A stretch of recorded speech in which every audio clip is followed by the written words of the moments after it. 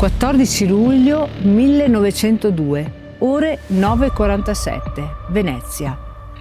Crolla uno dei monumenti simbolo della città veneziana. Avviene quello che si temeva e che non si sarebbe voluto vedere, avviene il crollo dello storico campanile. Infatti il campanile di San Marco, dopo una serie di piccoli segnali di crepe, crolla impietosamente. Però il motto della città diventa ricostruiamo, e ricostruiamo soprattutto dov'era e com'era.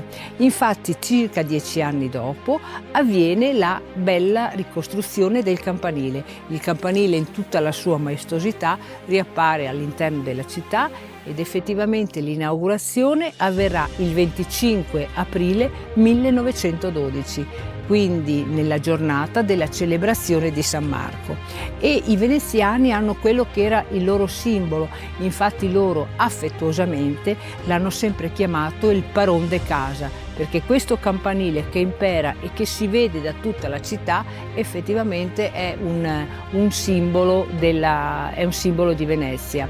Pensate infatti che è il secondo campanile più alto d'Italia, infatti è alto più di 98 metri. Ma una piccola curiosità legata al campanile è data proprio dalla sua storicità. Infatti attorno alla base del campanile nel corso degli anni c'erano delle piccole osterie, dei piccoli locali dove si vendeva vino, che per una ordinanza comunale però vengono nel corso degli anni distrutti. Rimane però ancora l'usanza di dire a Venezia andemo a bevere un'ombra, richiamando appunto questo modo di ritrovarsi e di andare a bere qualche bicchiere di buon vino sotto l'ombra del campanile di Venezia. Voi questo lo conoscevate?